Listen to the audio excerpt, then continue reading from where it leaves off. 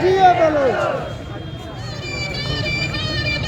जिए जिए जिए बलोच, जिए बलोचिस्तान,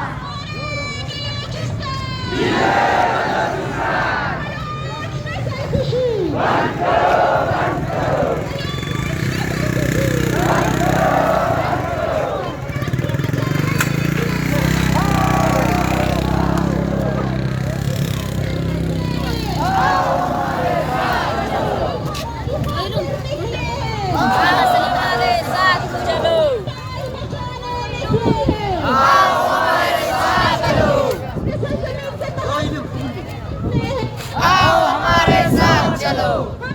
जमीन के तहफ़्फ़ुज़ के लिए निकले, आओ हमारे साथ चलो, ज़ुल्म नमूना तेरे, ज़ुल्म नमूना बश्म तेरे, कि नहीं लम्हात किन बश्म तेरे, सरज़मीन न तिनरत किन बश्म तेरे,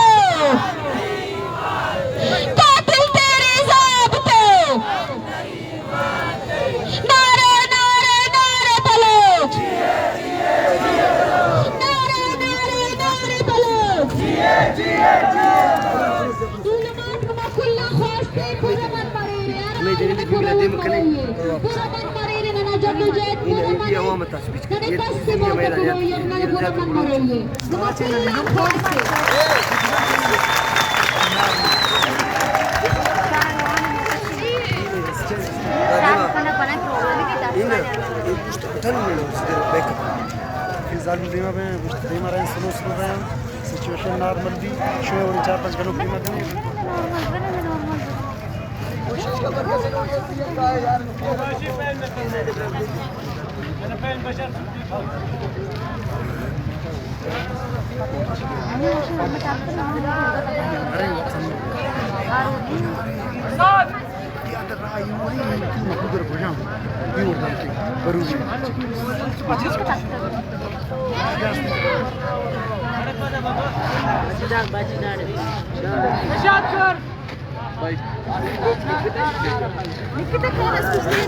नाम कसं करायचं साध्या के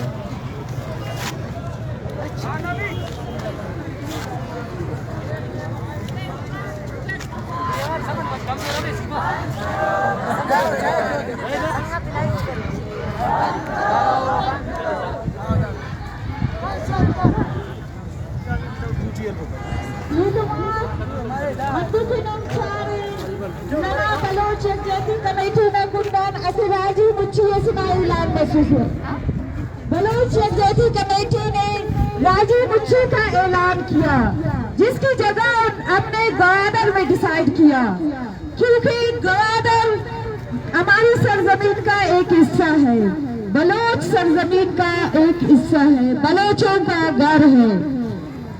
तो हमें इसके लिए किसी की इजाजत की जरूरत नहीं है, लेकिन फिर भी हमने एनओसी लेने की कोशिश की और उन्होंने हमें जगह भी बताई ग्वादर में, लेकिन फिर उन्होंने जो हमारे दोस्तों को लाठीचार्ज किया। जैसे कि आप लोगों सबको पता है, जब बलोच यकजहती कमेटी के काफिले कोयटा, मस्तूम, वजदार, चागई, नौकुंडी, कराची, वर्ष के बलोचिस्तान के हर हिस्से से निकलना शुरू हुए, तो रियासत ने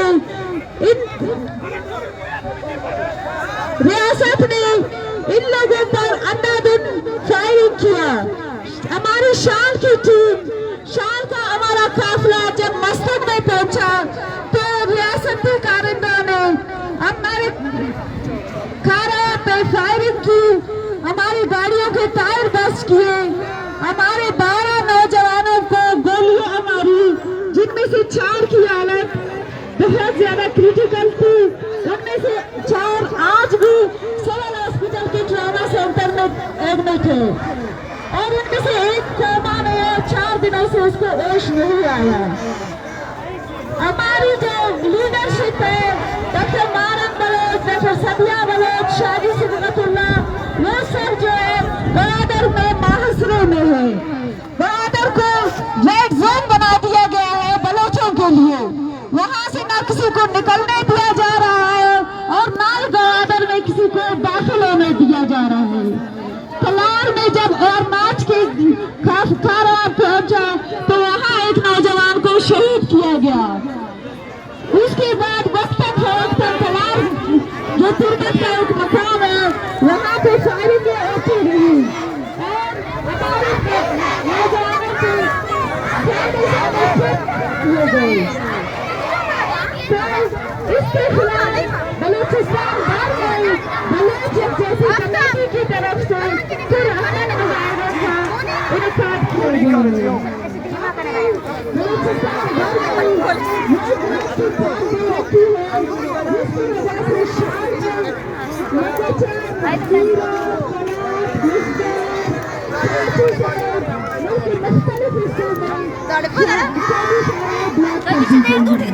वजह से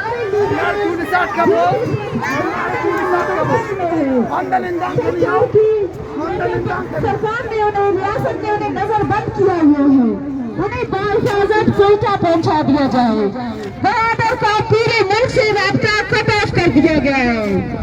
4 दिन होते हैं हमारे अपने लीडरान से कोई राब्ता नहीं हुआ कि वो जिंदा है या गिरफ्तार है या किस हालत में है।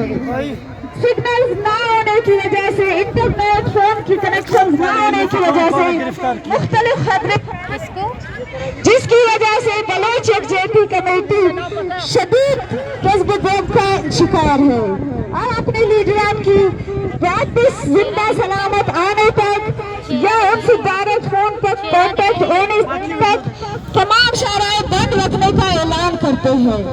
जब तक हमारे लीडरान से हमारी बात नहीं हुई है, ग्वादर की इंटरनेट और फोन सिस्टम सिस्टम बहाल नहीं किए गए हैं, हमारे लीडरों को वापस बाहिफाजत कोयटा नहीं लाया जाता है। और जब तक इन 2 महीनों के दौरान जो राजी मुक्ति की तैयारियां चल रही थी, तो हमारे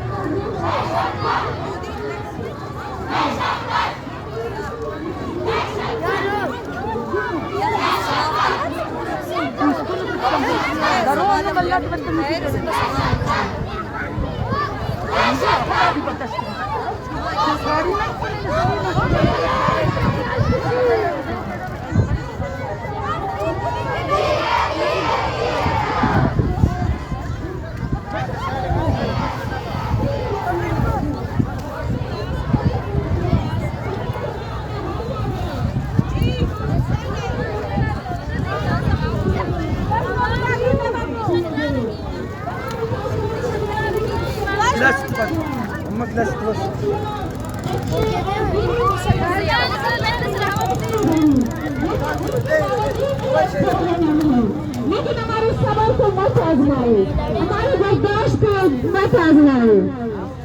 अब अभी भी फिर हमन है, लेकिन इसके आगे अब फिर हमन नहीं रह सकते।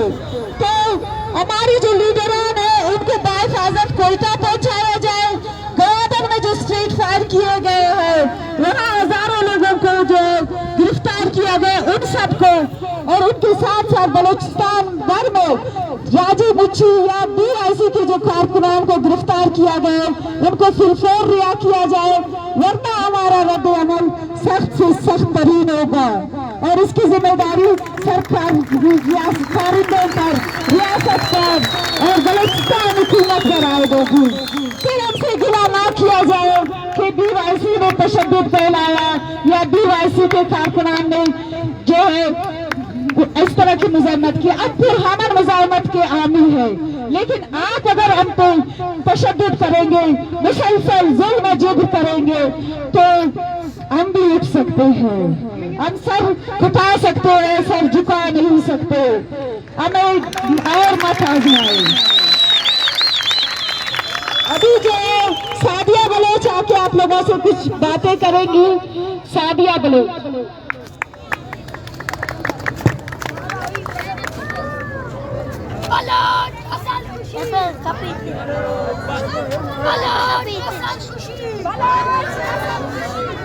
बलोच नस्ल कुशी, बलोच नस्ल कुशी,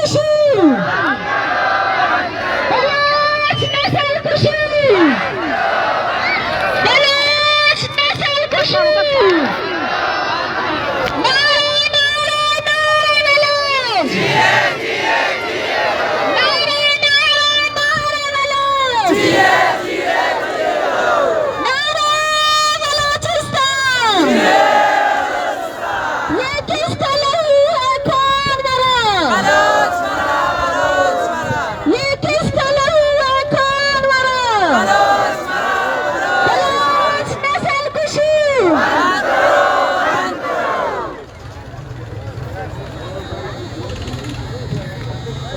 बलोच राज जिंदाबाद है।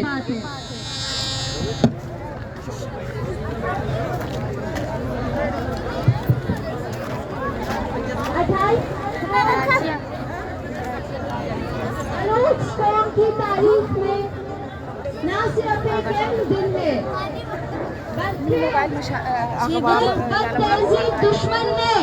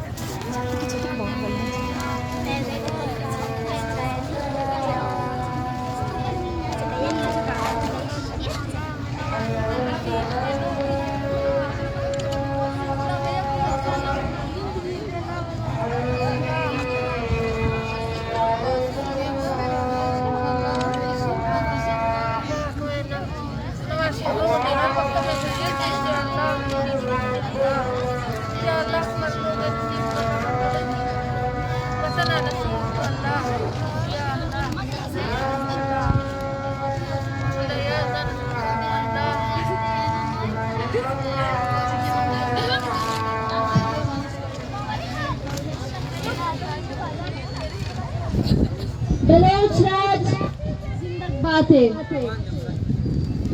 जैसा कि हम सब लोग जानते हैं कि रियासत पाकिस्तान की बलोचिस्तान के साथ एक वहशियाना जंग जारी है, जिसमें आए रोज बलोच कौम के खूबसूरत नौजवान कभी तो रियासती टॉर्चर का शिकार हो जाते हैं, या तो उन्हें फेक एनकाउंटर्स में मार दिया जाता है, या फिर मशकशुदा लाशों की सूरत में फेंका जाता है।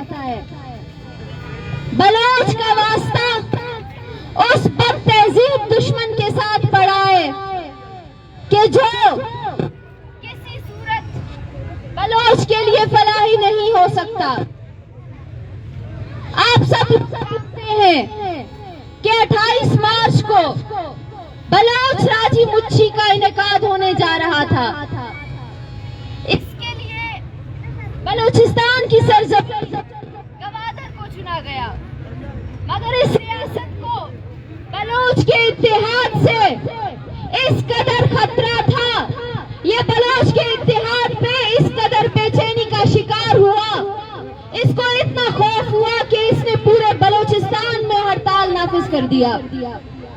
इसके बावजूद बलोच कौम अपनी हक परस्ती के साथ, अपने मजबूत कदमों के साथ बलूचिस्तान के चप्पे चप्पे में बैठकर उन बंदूक बरदारों को ललकार रहे हैं।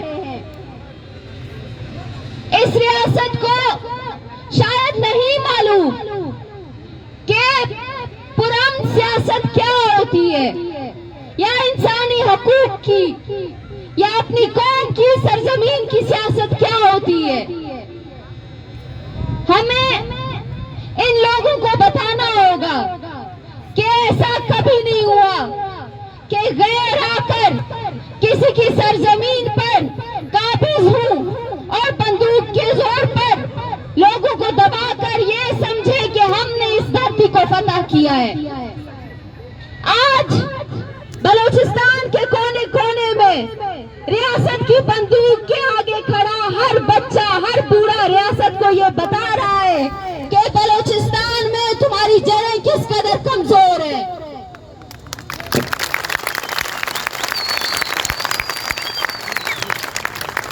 बलूचिस्तान डेरा गाजी खान, कोई सुलेमान से लेकर गवादर तक, सीस्तान तक बलोच कौम की जमीन है, और जमीन ने कभी ये कबूल नहीं किया कि उसके ऊपर आके गैर हुकूमत करें।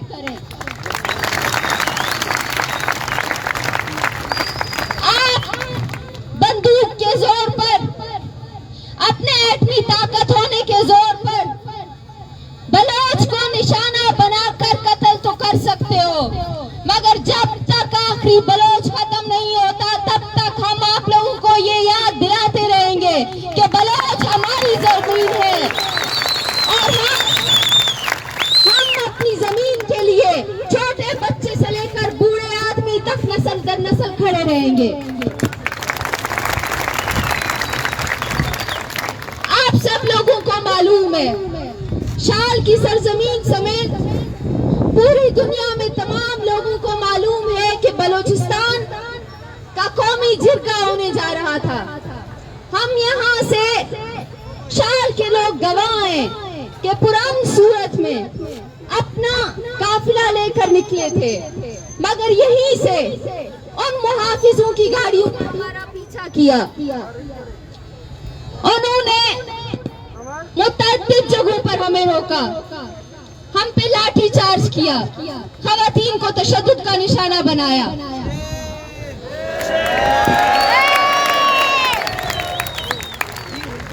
हत्ता के दश्त तक 2 मरतबा फायरिंग की। आखिरकार मस्तूम पहुंचते पहुंचते मस्तूम के मेन चौक पर हमारे नहत्ते मुजाहिरीन पर इस रियासत के जमीर फरोश किरायादार सिपाहियों ने स्ट्रेट फायरिंग की, मगर उनकी बुज़दिली देखें कि बंदूक उनके हाथ में थी, हमारे लोग नहत्ते थे, मगर हमारे किसी नौजवान ने पीठ पे गोली सबने आगे से गोली खाई।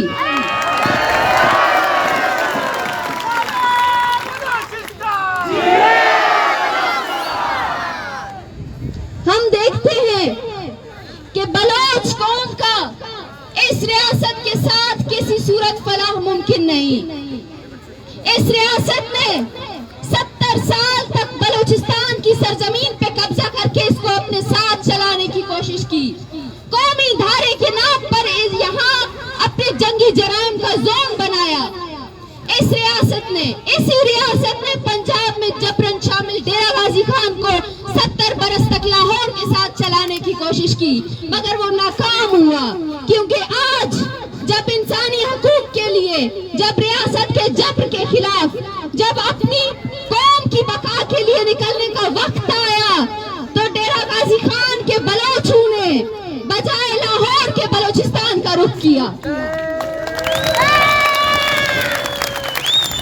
मैं फिर से ये बात कहती हूँ कि तुम एक गवादर को सीज करने चले थे, तुमसे तो पंजाब में शामिल डेरा गाजी खान भी नहीं संभाला गया।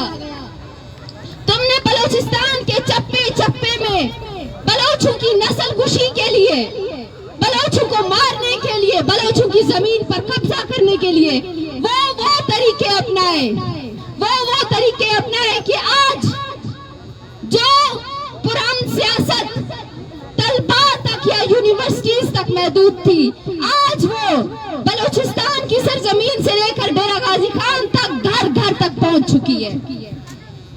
ये तुम्हारी सबसे बड़ी नाकामी है।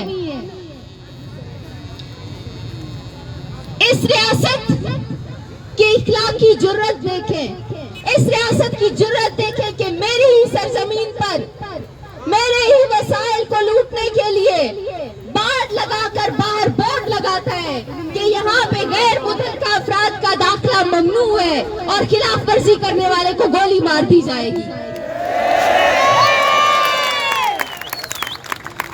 ये वो रियासत है जिसने चागी से लेकर डेरा गाजी खान तक के लोगों में कैंसर का जहर फैलाया। ये वो रियासत है जिसने यूरेनियम जैसा जहर जमीन से निकालकर हमारे डेरा गाजी खान की धरती को जहन्नुम बना दिया है। ये वो रियासत है जिसने बलूचिस्तान से लेकर डेरा गाजी खान तक के लोगों को तालीम से, सेहत से और उन तमाम सहूलियात से महरूम किया कि जो ना सिर्फ कौमी सतह पर बल्कि बैनुल अक़वामी सतह पर इंसानी जिंदगी के स्टैंडर्ड्स में आते हैं। इसका वाज़ेह सबूत ये है कि बलूचिस्तान के चप्पे चप्पे से लेकर डेरा गाजी खान तक यहाँ चेक पोस्ट आबाद है तो वहाँ पे थाने आबाद है, यहाँ पे जो NIFC की चौकियां आबाद है वहाँ पे BMP के थाने आबाद है। क्योंकि इस रियासत ने बलोच को कभी इंसान के तौर पर डील नहीं किया, इसने बलोच को अपना गुलाम बनाया है। इसीलिए इसका आईन, इसका कानून हमारे लिए कागज के टुकड़े से बढ़कर कुछ नहीं है।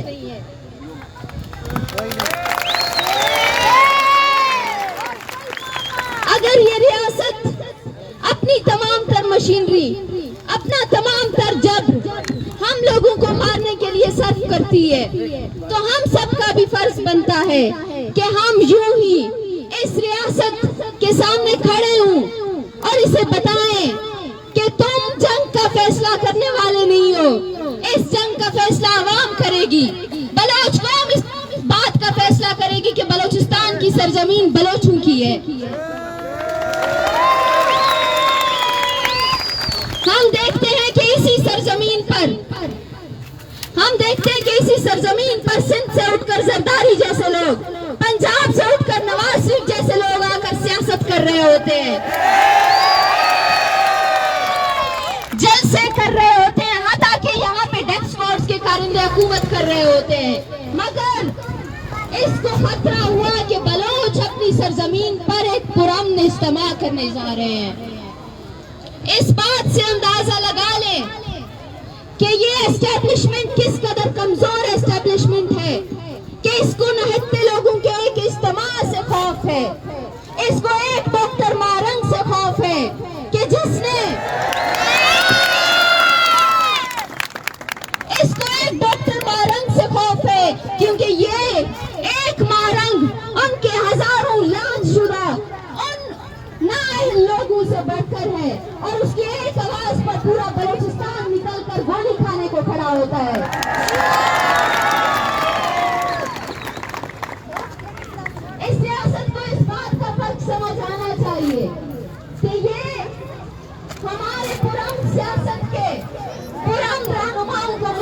निशाना बनाना छोड़ दे, हमारे लोगों को निशाना बनाना छोड़ दे, क्योंकि ये पेशावर सियासतदान नहीं है, क्योंकि हमारे लीडरान पेशावर सियासतदान नहीं है कि तुम उनके खिलाफ बकोगे तो हम तुम्हारा यकीन कर लेंगे। इस धरती को मालूम है कौन इसका मुखलिस है, कौन नहीं है।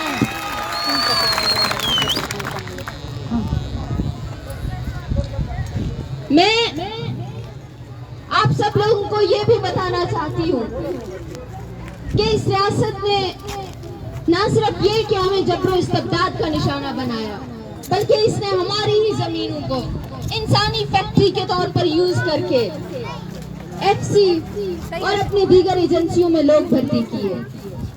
ये सियासत की कॉलोनियलिज्म की उन पॉलिसियों का हिस्सा है कि जो हमें गुलाम दर गुलाम करने के चक्कर में है। मगर आज बलोचिस्तान का चप्पा चप्पा उस रियासत के खिलाफ खड़ा है।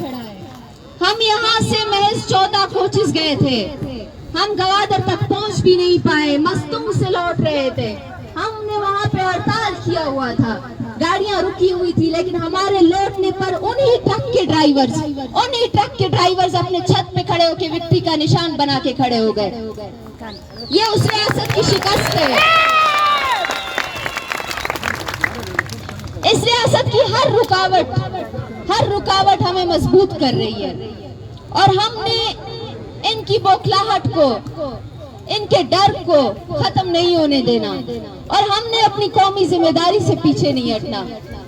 आज अगर बलोच इस मकाम पर आकर खड़ा है कि आज बलोचों की इतनी बड़ी तादाद अपने हक के लिए, अपने हक से आगाह है और अपने हक के लिए निकलकर बंदूक उठाने को तैयार है, तो हमें इस बात का भी अंदाजा होना चाहिए कि हमारी कौमी जिम्मेदारियां किस कदर बढ़ गई है। बलोच की जदोजहद ये नहीं है कि आज का जलसा हुआ और आप लोग बलोच जोहद से दस्तबरदार हो गए। हमें आखिरी दम तक बलोच तहरीक का साथ देना होगा। हमें उन बुराइयों को, उन लोगों को पहचानना होगा जो हमारी धरती को बर्बाद कर रहे हैं, और ऐसे बुराइयों का और इस तरह की पॉलिसियों के खिलाफ डट कर खड़ा होकर इनका खात्मा करना होगा। और सबसे बढ़कर हमें पुरअमन रहना होगा, क्योंकि हम एक महज़िब कौम हैं, और हमारी तहजीब की सबसे बड़ा जो है ना सबूत यही है कि हम इस रियासत की बंदूक के आगे पुरअमन तौर पर खड़े हैं। इस रियासत के हाथ में बंदूक है, हमारे हाथ खाली हैं। आप इसकी बुज़दिली का